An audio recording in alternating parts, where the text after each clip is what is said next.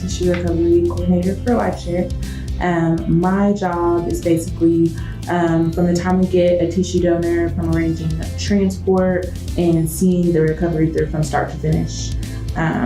So that being from physical assessment through keeping up with the medical charting throughout the recovery, and then sending the patient back to whichever funeral home it's going to after recovery.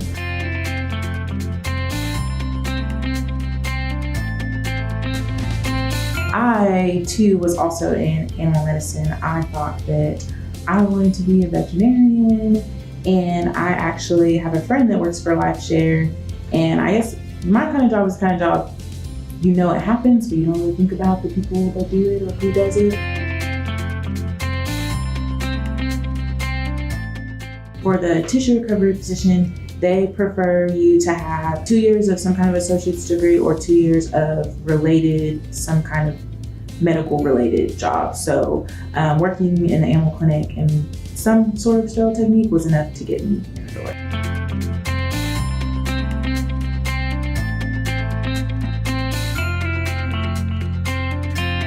Science, you love anatomy in the body.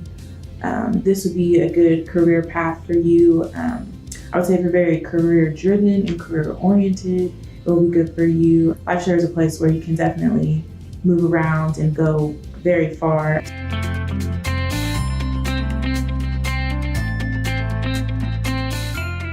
A typical workday for us, we work in 24-hour on-call shifts. And we do not work in the hospital. We have our own private setting that we work in. We could get anywhere from 1 donor to 5 donors. It wouldn't be unusual to work the entire 24-hour shift.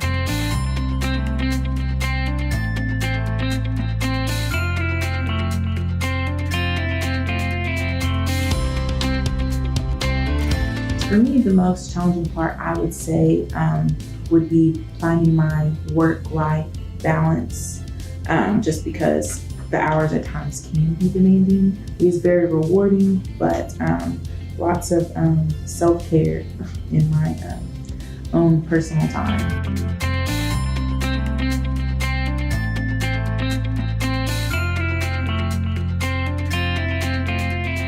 For me, would probably be the people that I work with and the family that we've kind of created, because we don't, like I said, we're not in the hospital, and I feel for you guys because we don't see the families, we don't get that aspect of it. So it's really just, we do have cases that are definitely harder than others. So it's just us, and sometimes for long shifts. So we become pretty close-knit family. So I enjoy working with the people that I work with.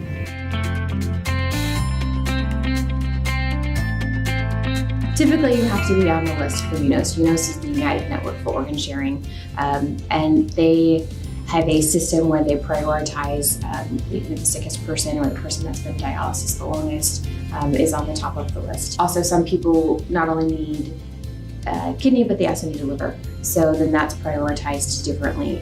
So to receive an organ, you need to get on the UNOS list. You can also receive a kidney through living donation.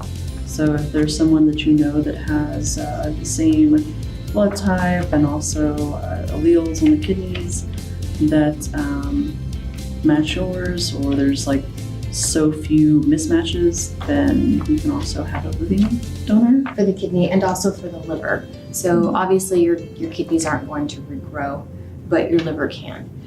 So if everything is just matched up perfectly with your living donor, they can take a portion of, I believe that's the right lobe, and we'll donate that for liver regeneration. Kidneys, when you do a living donor donation, they usually take the right kidney from the donor.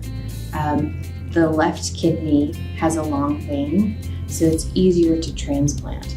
So when someone is receiving a donation or a transplant from the kidneys, usually it's the left kidney that's taken first, and the right kidney, of course, gets transplanted just as often, but the left is usually sought off after more often.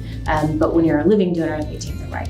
I know that organs considered more like life-saving, as tissue is more life-enhancing, and tissue is kind of more like we have more tissue to go around than there is. Organ is just so much more complex in finding matches, and there's not really a list for tissue. So if you've gone in to get like an implant in your tooth or some kind of bone graft put in your tooth, that's a form of tissue donation that you've received.